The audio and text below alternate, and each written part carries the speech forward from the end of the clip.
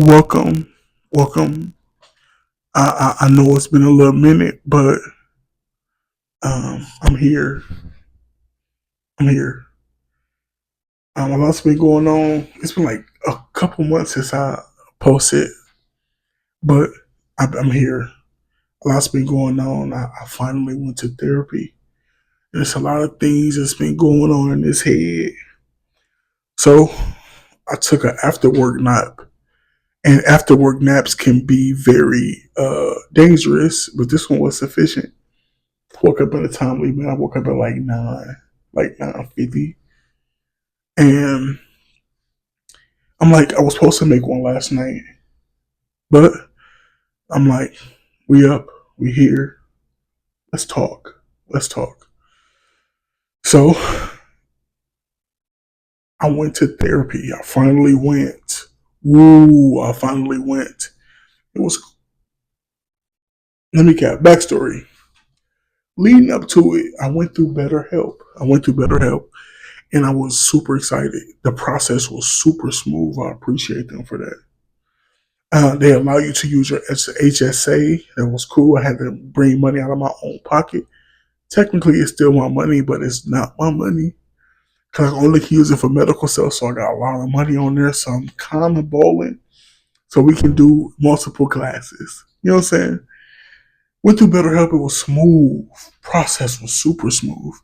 And I appreciate the process being so smooth because when I was trying to find a therapist before, it was a lot of hoops and all of that. All of that. So it was smooth.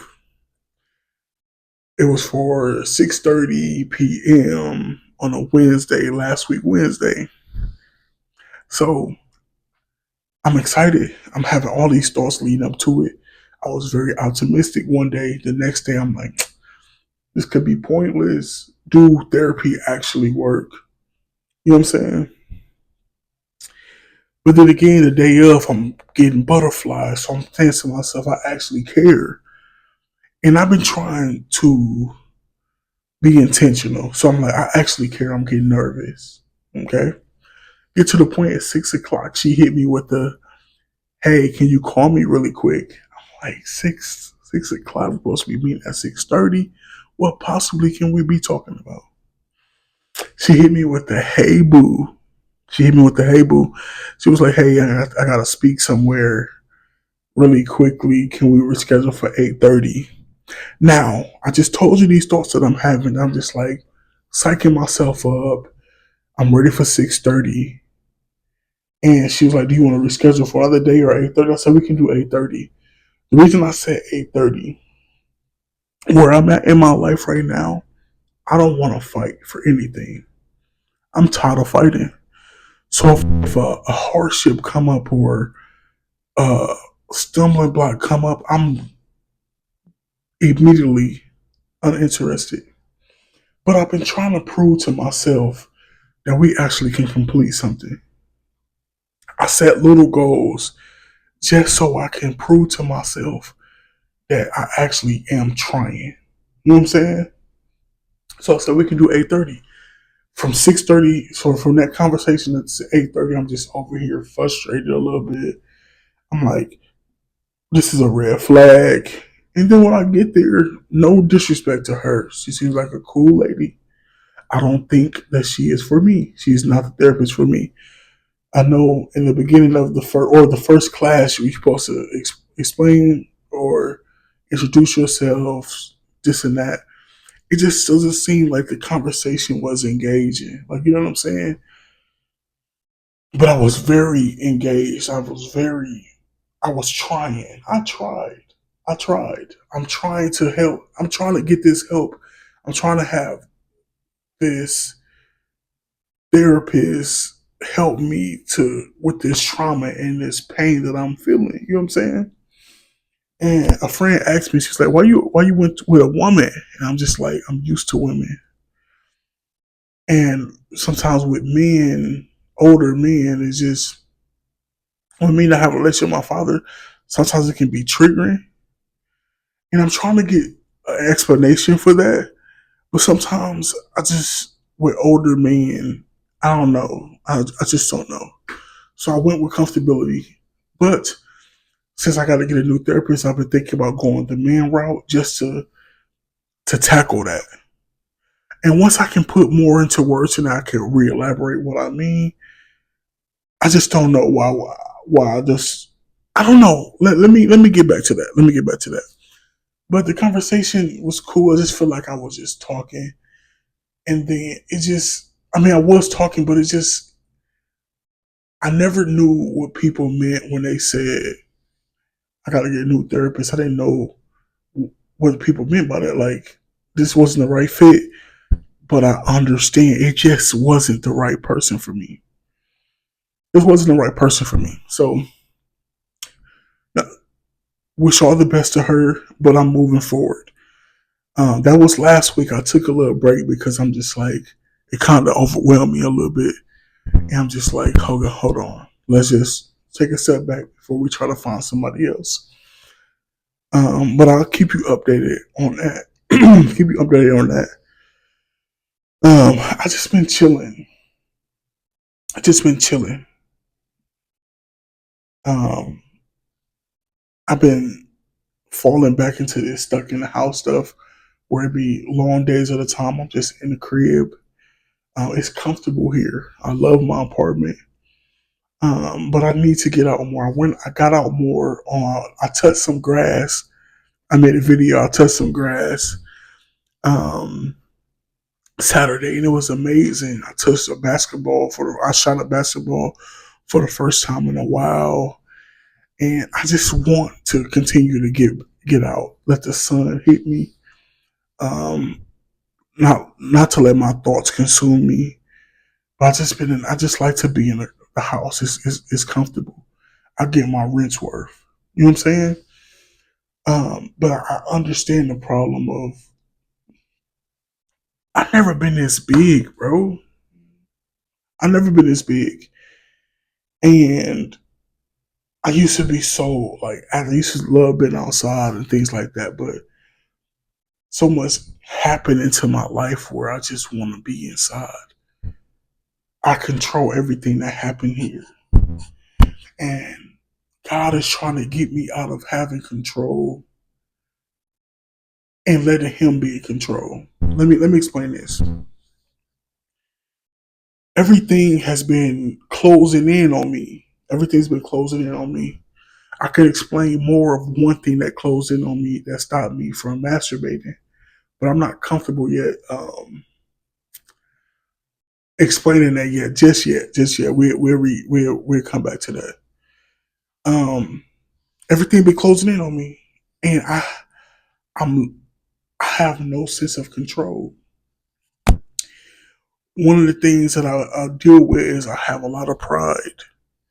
Pride is something I can control. Pride is something I want to hide behind.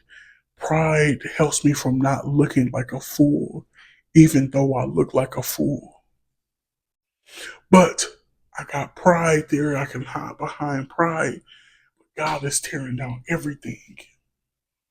He wants me to hide behind Him. He wants to be in control, and I need some type of control. I need to control something in my life. Like, you know what I'm saying? I'm tired of not, I'm tired of being in pain. I'm tired of experiencing pain. I'm tired of experiencing pain. I when I first got saved in the kingdom, bro, I went head strong. Full head strong.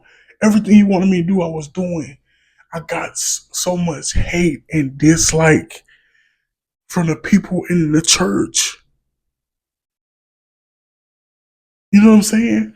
And certain things where I was just being open, I got hurt. So I got closed in and I put this shield up so I won't get hurt. You know what I'm saying?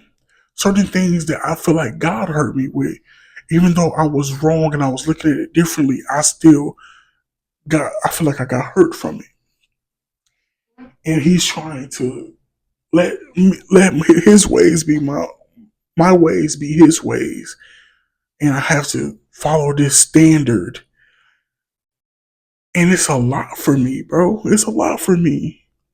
I have no control. I just need something where I can control something.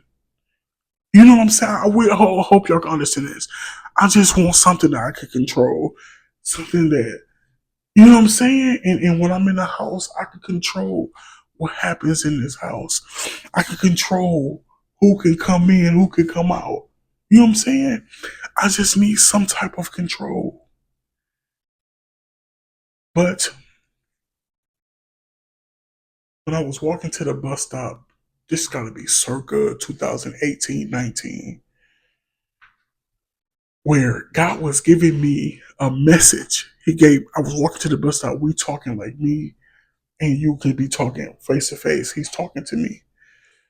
He's telling me that my people can hide behind me. My people can trust me. It's a safe place with me. You are safe with me. And I was just telling myself, I'm like, I'm supposed to be preaching this because I got a whole message for this. And he's telling me this first, that you can hide behind me. You could trust me. In me is safety. In me, you can be your 100% authentic self. In me is freedom.